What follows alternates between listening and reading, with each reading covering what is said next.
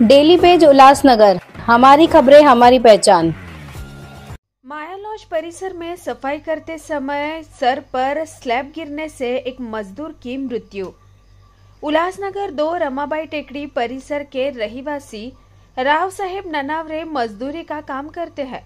शनिवार के दिन फर्नीचर बाजार स्थित माया लॉज के पास एक इमारत की मरम्मत का कार्य चल रहा था। दोपहर के करीबन 4 बजे माया लॉज के पास वाली गली में ननावरे सफाई कर रहे थे। तभी अचानक से एक आवाज हुआ। वाहन उपस्थित लोगों ने जब वहां जाकर देखा तो उन्होंने देखा कि स्लैब का एक टुकड़ा ननावरे के सर पर आ गिरा। सर पर स्लैब गिरने के कारण ननावरे गंभीर रूप से घायल हो चुके थे, जिस कारण उनको उपचार के लिए उल्लासनगर के मध्यवर्ती अस्पताल में ले जाया गया, जहां डॉक्टरों ने उन्हें मृत घोषित किया।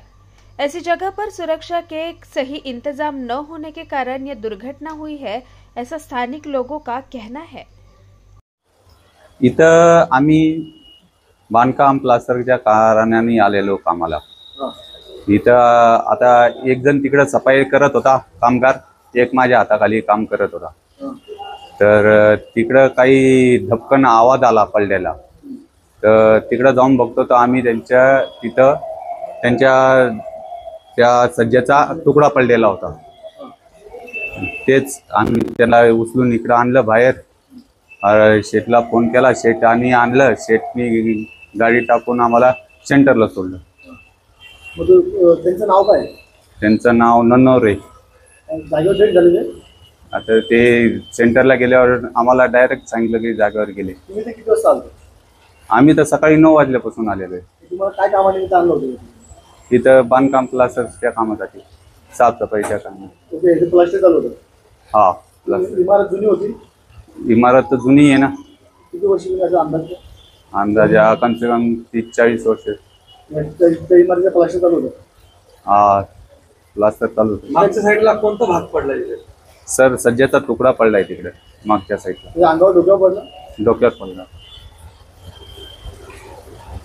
वडिलांचं नाव रावसाहेब विठोबा नंदनवरे। मला साधारण 4:30 वाजता मित्राचा फोन आला की तुझ्या पप्पाला लागले म्हणून असं सांगितलेलं। डोक्यावर स्लॅब पडलाय, एवढं काही सांगितलेलं नव्हतं, फक्त नॉर्मल भरती पडली म्हणे, लागले सेंटरला ऍडमिट जाऊन जाईल। सेंटरला गेल्यानंतर समजलं का पप्पा जागेवरती गेले, यांनी सगळ्यांनी लपून ठेवलेलं का पप्पा गेले। आणि त्यांना विचारलं तर मग बघतात तर काय नाही, ते सोडून गेला बोलले फक्त। किती वाजताची घटना आहे ही? साधारण 4-5ची घटना। तुम्हाला माहिती कधी पडली? 4:30ला। घरातून निघताना काय बोलले वडील? घरातून निघताना वडील काय बोलले होते? कुठे निघाले? मी नव्हतो त्यावेळेस, मी होमगार्डला ड्युटीला आहे ना, तर मी जेलला होतो ड्युटीला। जेलवरून ड्युटी करून आलेलो होतो, तर काल फक्त त्यांना बोललेलं उद्या जाऊ नका कामाला, सांगितलं पण होतं, तरी पण पप्पा कामाला गेले। पप्पा बांधकाम मिस्त्री होते? नाही, मिस्त्री नाही, बिगर काम करायचे, मिस्त्रीच्या हाताखाली। ठेकेदार कोण? ठेकेदार काही बोलणं झालं का? नाही, अजून काहीच नाही, ते सेटच गायब आहे ना तो अजूनपर्यंत।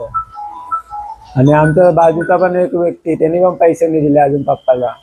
तो पण काल बोललेला पप्पाला, बोलतो काय करायचं करून घे म्हणून।